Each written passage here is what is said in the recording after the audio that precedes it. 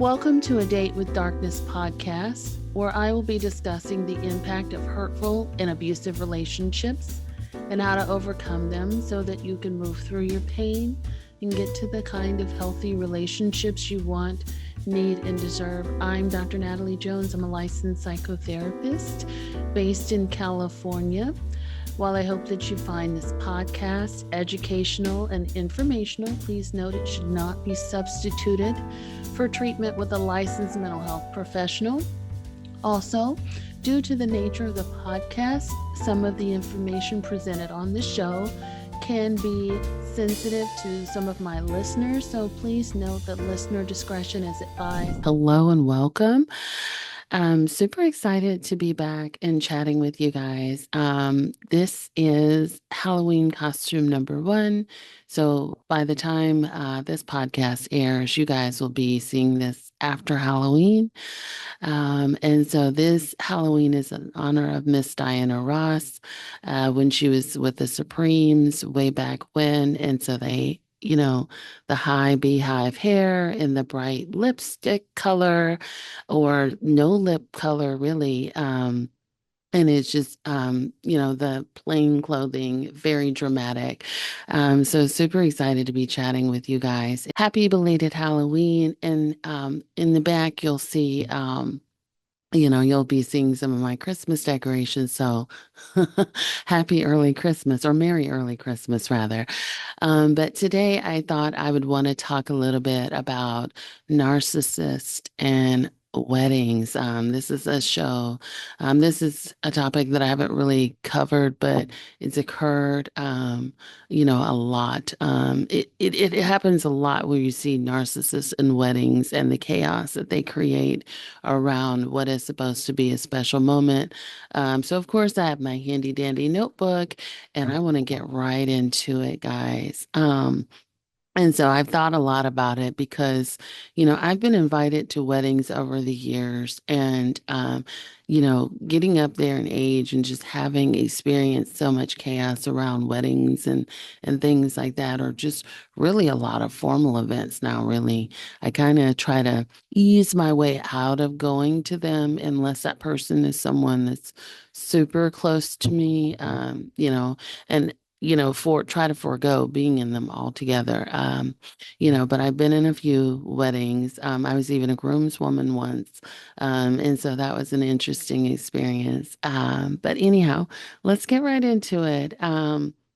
So when narcissistic people are getting married, it could go one of several ways. But the one that I think most people are familiar with, or a lot of people have happened, is that they've even made shows out of it now. I think like Bridezilla and all of that, they kind of made shows about this type of behaviors. They want you to stop what you're doing, stop everything that you're doing, and prioritize them first and foremost, and their wedding. So they want you, whatever you got going on in your life is not important. It's not as important as their wedding.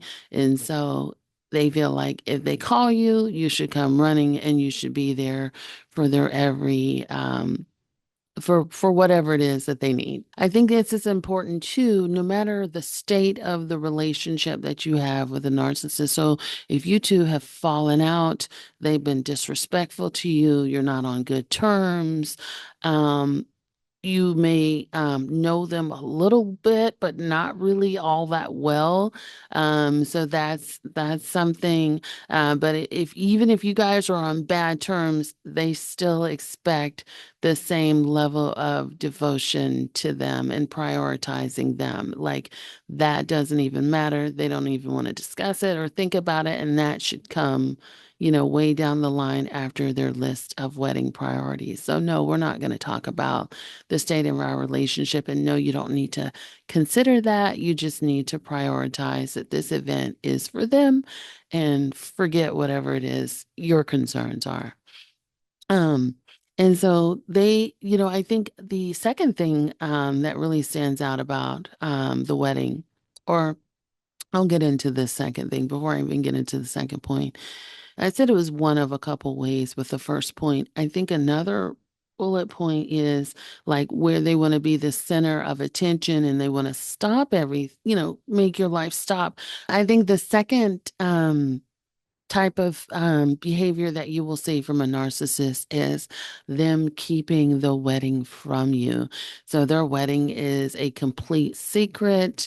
And a lot of times when their wedding is a secret, there is also secrecy around the relationship. And I'm not talking about people who want to elope and you guys know that they've been in the stage of being married. I'm talking about people that you typically don't even know that they're going to get married.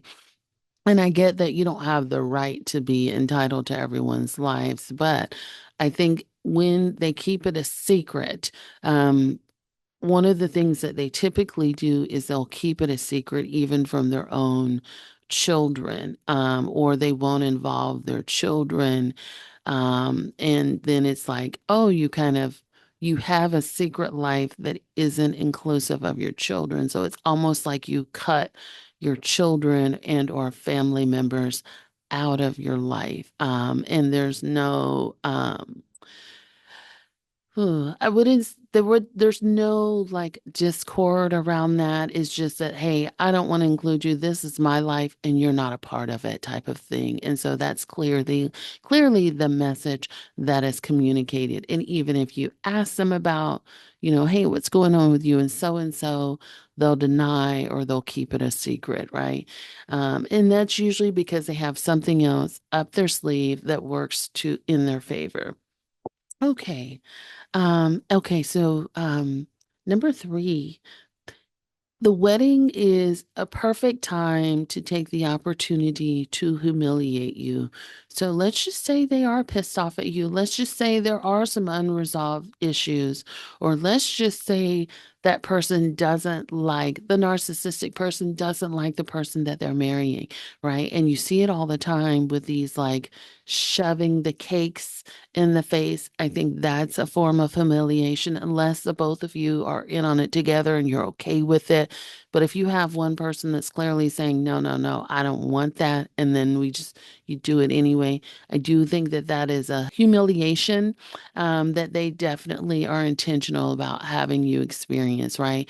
And that's about asserting that control. That may also be about passive aggressive behavior, like they want an opportunity to get you back, and it could seem like it's all in jest in front of a crowd of people, right?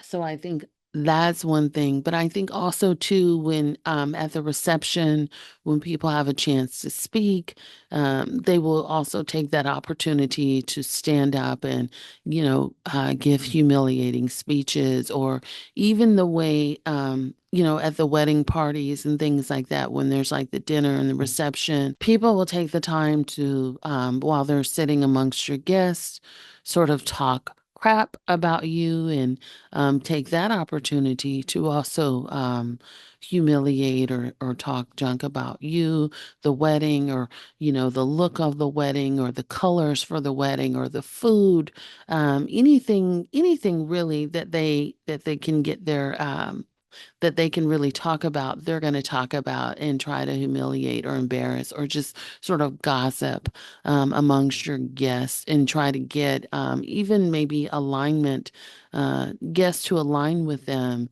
to also join with them in talking junk about you. So that's one other thing that I've noticed. And then, oh, this is a good one. And the older I get, the more that this thing sort of happens. And I've always found this really interesting, where you have people that probably don't have business getting married, or at least having a large wedding, right?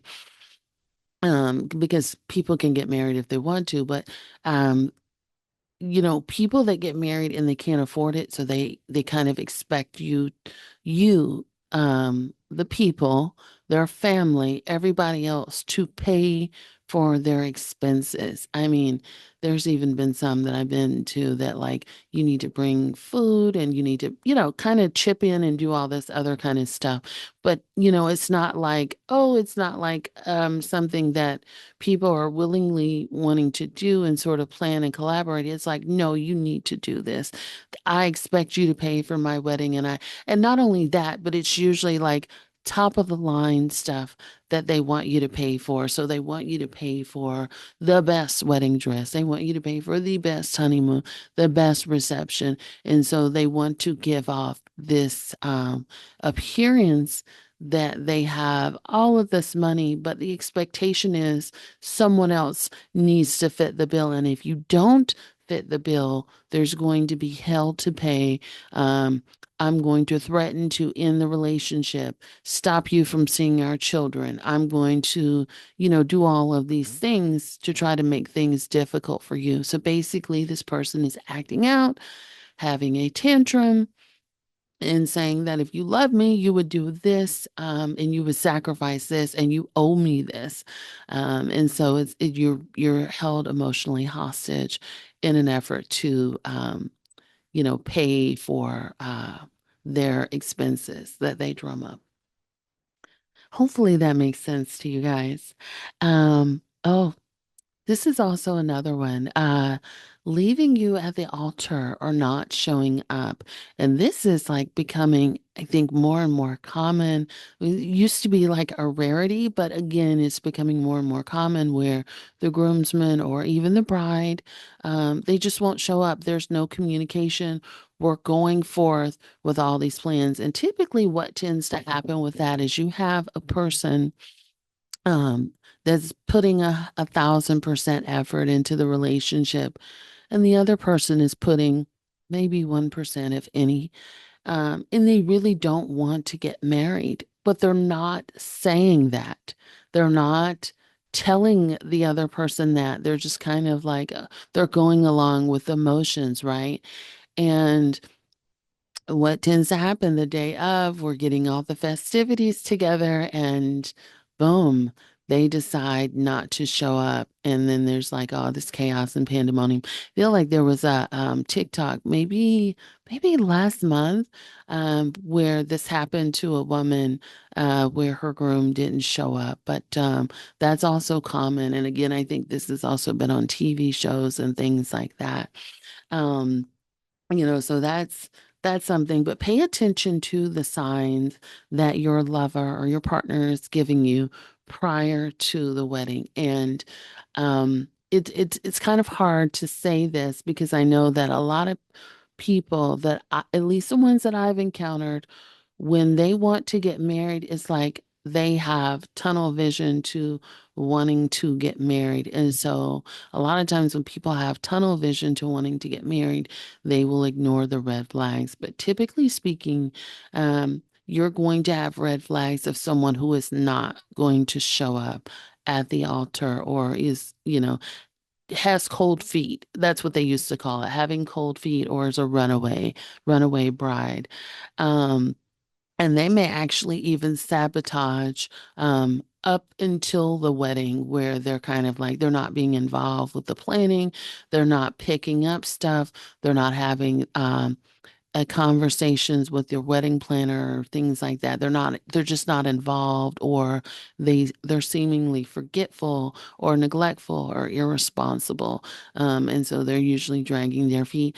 Those types of people may also sabotage up until the wedding, and even uh, have an affair, or do other things, where they kind of do micro ghosting and they disappear for a little while. So there's typically going to be some red flags, right? People that will get left at the altar, or people that will have this runaway bride or groom or whatever, however you want to call it, and they don't show up. And matter of fact, there's even an episode about this on Bridezilla, where they kind of don't do this. They don't show up. All these people have shown up, they spend all this money, and then they decide not to show up, and so everything gets called off. But then The person that was left at the altar or stood up for the wedding will then get back together with the person that left them there. So again, that would be exactly what I was talking about. When you have someone that has tunnel vision, they're going to just blow through those red flags and they're going to continue on getting married to that person.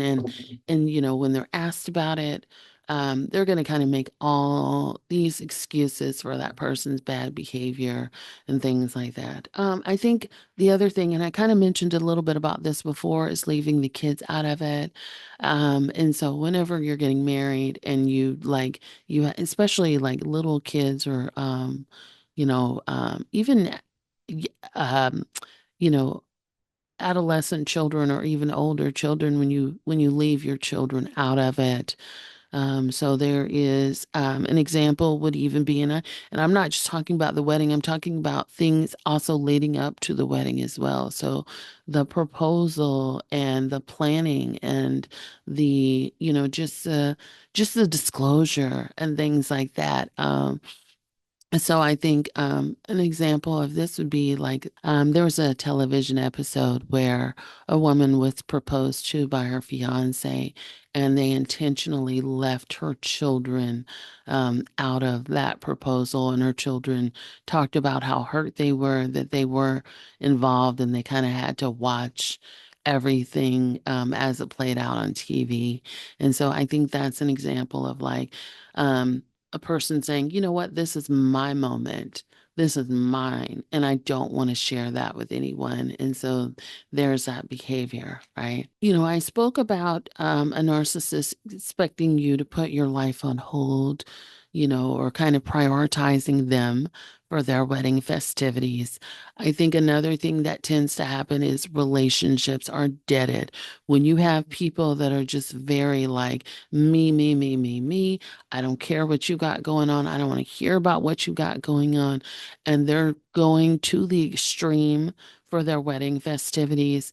I think what you will have is a lot of times you have people that are willing to dead or cut off their relationships because of, well, you're not stepping up enough for me. You're not doing things in the way that I would like it. And we never have to talk again. And it can be the simplest thing like, oh, I'm running behind, or, I don't have finances, or, whatever the case may be. Well, we're done. I don't want to talk to you. And it's clear to me that you don't care about me and blah, blah, blah, blah, blah. Right. And so it's like, oh, just sort of deading the relationship or being quick to cut someone off because they're not rising to the level that they want them to. And that could be just waiting on me hand and foot and giving me princess or queen treatment, and so on and so forth. So I think that's also a sign of how they show up at the weddings. Okay, here's another one.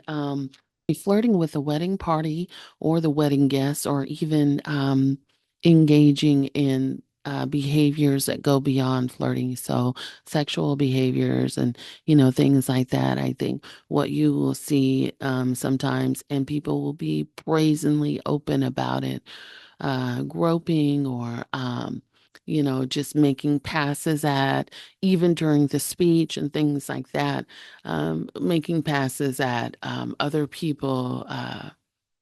You'll see the bride or the groom flirting with other people, or, you know, they call it, I think they used to call it wedding day jitters or something like that, where they would go out on in the bachelor party and go out and engage in inappropriate behavior with someone.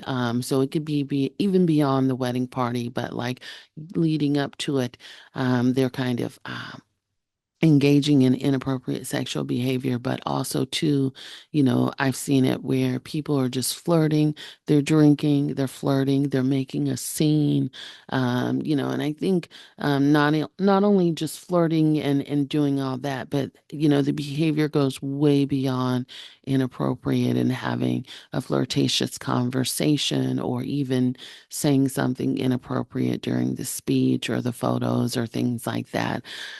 So you will see that type of behavior as well. Okay.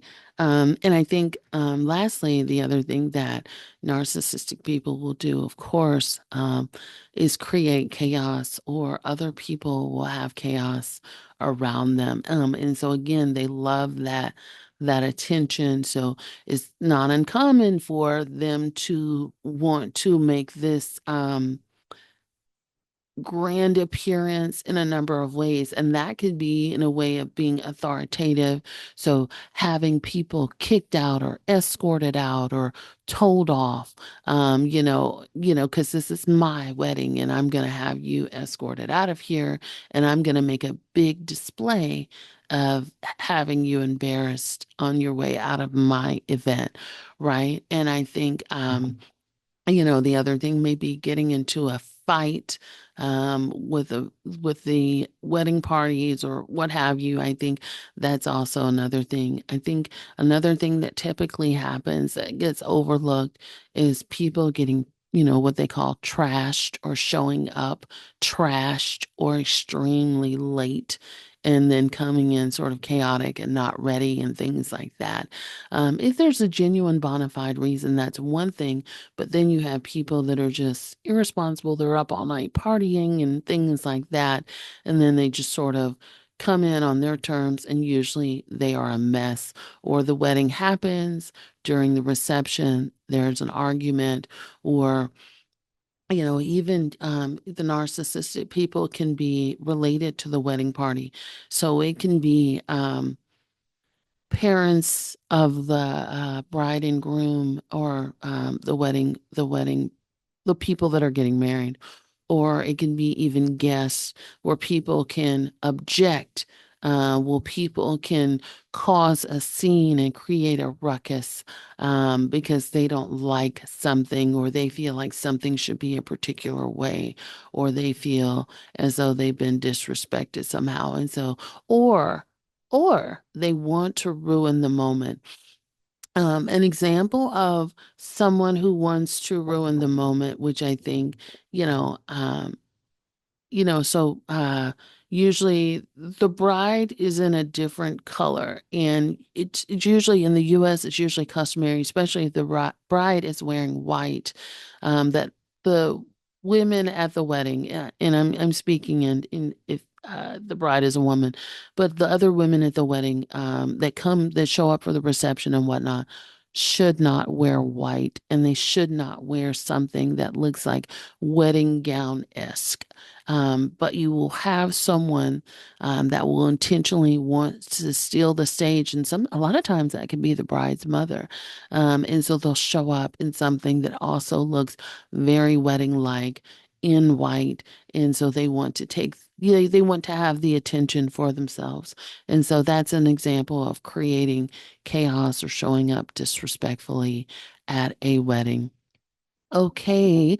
Well, that's all that I have for that. But I want to say, um, you know, just some little bits of advice.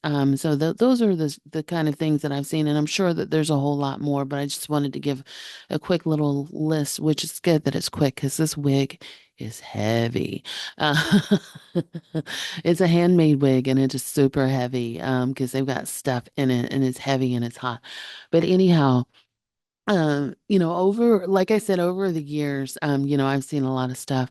And so some advice that I can give you, first of all, if you're getting married, and there's already a lot of chaos and confusion, if you can, try to forego that as much as possible, right? So if you have family members and other people around that are sort of stressing you out, creating chaos, I would say, go the path of least resistance, and, have a talk with your partner about what that looks like for you. On the other end, if you are someone who is supposed to be attending the wedding in any capacity, and it's starting to become super stressful for you, maybe you want to opt sitting this one out. And you could sort of do this with love if you can. I mean, some people, if it's like your daughter or whatever, you know, use it at your discretion. But if you can, maybe it might be try to be hands off as much as possible, take breaks as much as possible, or if it comes down to your relationship being on the line, you may want to make some other decisions that are more in your favor. Now, for me, if the relationship isn't good at all, if it's a highly contentious relationship, no matter who the person is, um, I would say be most authentic to yourself and do what feels right for you and something that you will not feel resentful about later on. So to each his own. But I could say that for myself, if it doesn't feel good, if we're not in a good space, I don't feel comfortable going to something that is supposed to be intimate until we get back in a good space. And so I would have to see the effort made towards our relationship before I show up into something that's an intimate setting. And that's just kind of my policy, but to each their own, and something that you may want to think about, process with your therapist, process with the other person, and so on and so forth. But I'm going to say be kind to yourself and, stay tuned because I've got some other great shows coming up for you. And also, I ought to let you guys know that this is the first costume of a few. So, one of the reasons that I'm showing up late for Halloween, and even though I ordered everything a month in advance, is because of the hair. The hair apparently, and this is like a made wig or whatever. It took much longer than that. And so I'm still gonna do my Halloween um themed episode. So stay tuned to look for that and maybe even still do a belated Halloween voting contest with all of my costume. So until next time, you guys take care of yourselves and be well. Bye for now.